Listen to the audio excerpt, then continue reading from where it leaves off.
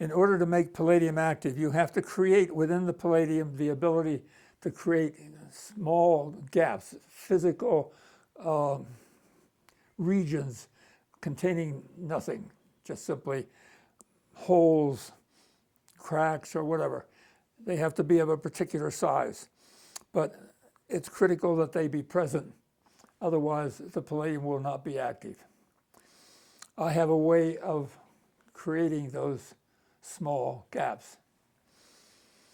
Here's a piece of palladium that has been rolled out now to form a thin sheet. And I'm going to go into the next room and roll that out into a longer piece.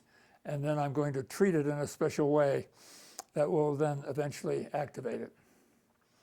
This is all very low tech, you can see. This is a small hand-operated rolling mill. I can put this in and crank, and it will cause this to become thinner.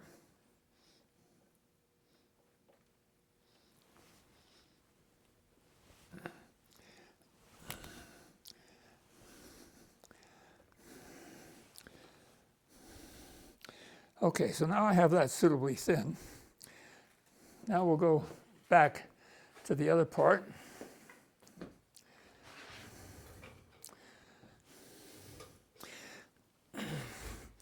Now the object is to put into this piece finely divided material. And I choose to use calcium oxide because it is inert. It does not react with the palladium. This particular batch was screened to be less than 36 nanometers, or microns, less than 36 microns in diameter. That size will activate. A size larger than that will not. So I'm going to make a slurry.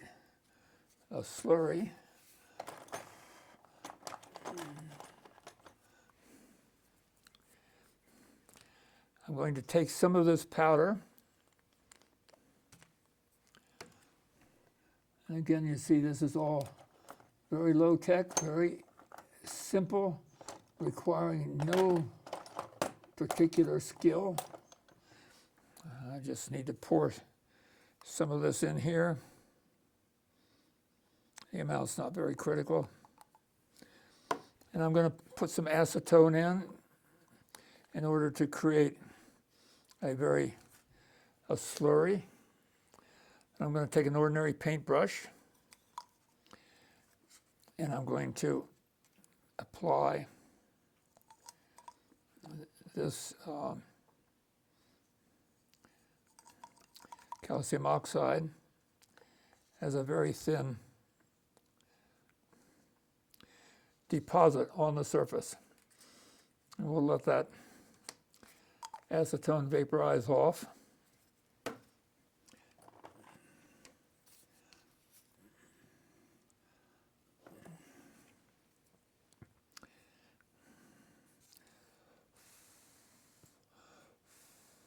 Okay, so now we have a small amount of calcium oxide on the surface. So we will now bend that over onto itself, capturing the calcium oxide within the structure.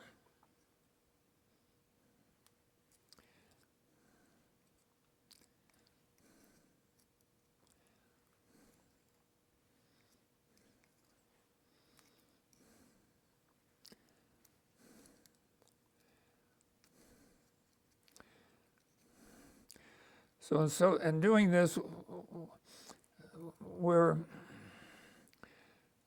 making sure that the calcium oxide, the very thin layer of it, is now captured within the rolled material.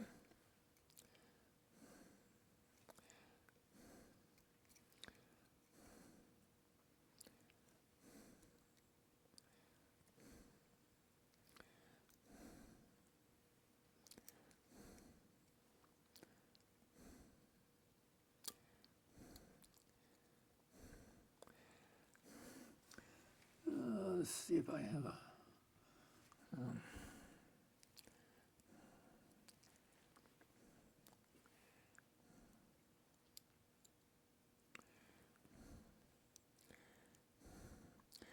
Okay, now we have a little packet. Now the exciting part comes.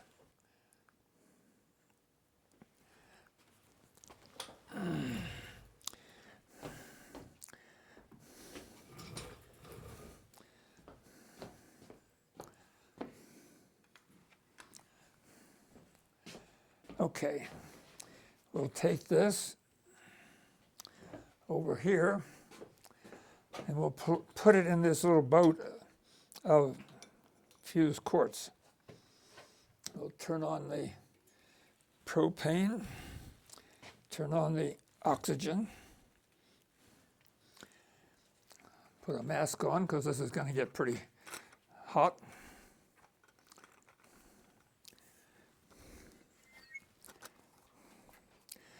And we'll light the torch.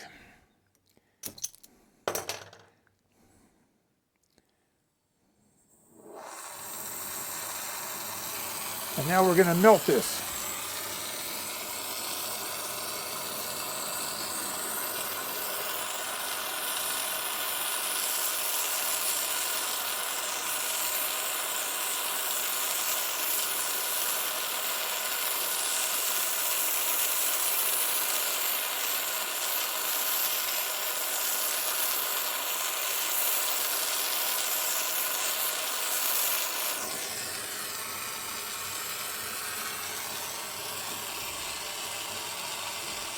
Now I'm going to turn it over.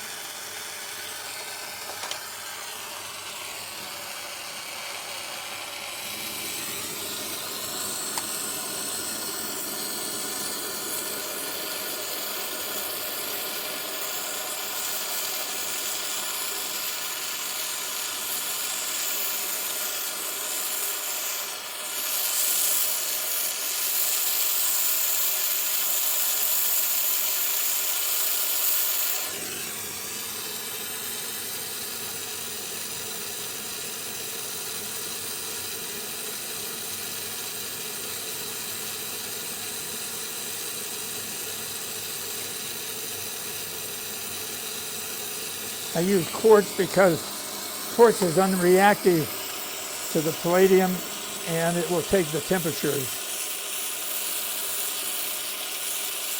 needed to melt the palladium.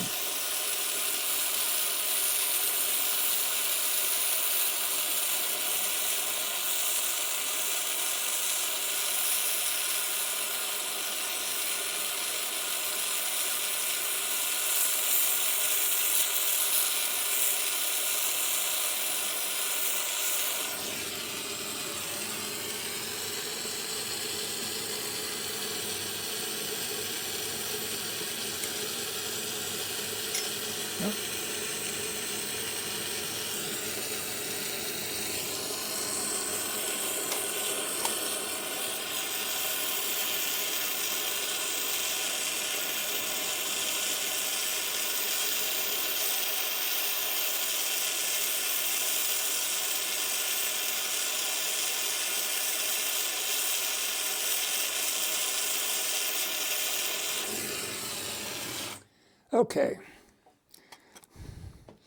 Now in the process, the calcium oxide now has been distributed within the bulk of the palladium where it needs to be in order to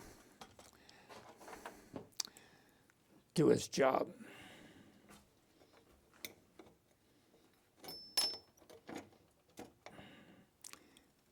come on.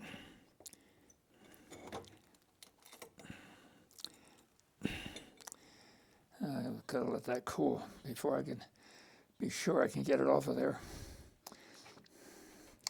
The next step is to roll that into a ribbon, and then that ribbon is then placed in a furnace that's heated up to 800 degrees and then allowed to cool overnight. In the process, the surface oxidizes, forming a very thin oxide, palladium oxide surface on the palladium. That oxide surface is very reactive to hydrogen, so that makes it very easy to react this with hydrogen. Okay, so there's our little button.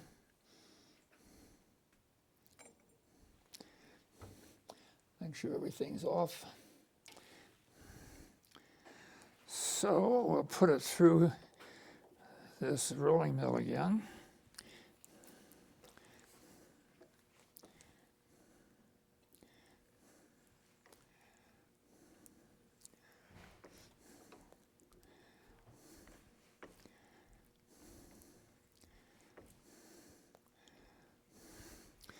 See, I'm gradually reducing its thickness, which is also gradually making it longer.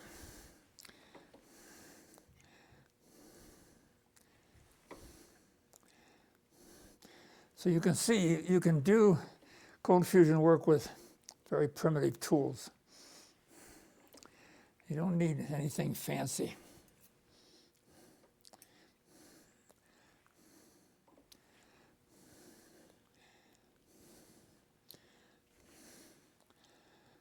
You see it slowly getting longer.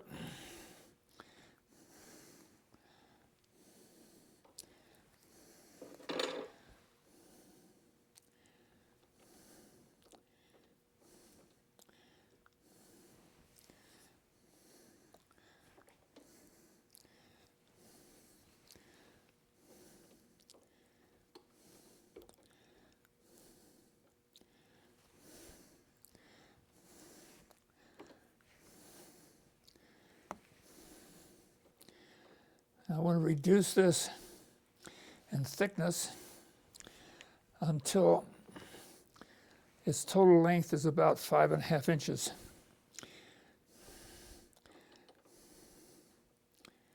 About what thickness, do you know? I have no idea. It doesn't really matter. We'll measure the thickness.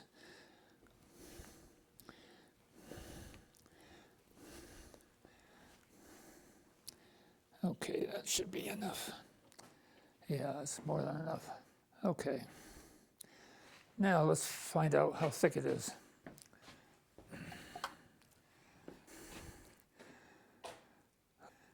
It's a digital micrometer.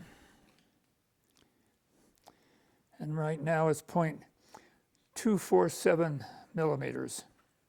And that's good. Okay. Now the next step is to cut it to a uniform width and then bend it like this one, causing this kind of structure. And once this structure is created, you can squeeze it down to be a little bit better. This is just an example. Anyway, then this is put into the quartz tube where it's heated, and it connects to copper leads that then connect externally to a power supply, allowing current to be passed through this. So I can measure the effect of the current and the effect of the temperature change on the fusion rate, which is directly related to the amount of heat being given off. And it's those two are the two critical variables that are necessary to impose and to control in order to gain significant energy from an active piece of palladium. But we don't have time to do the next step on this, so we'll wait till later.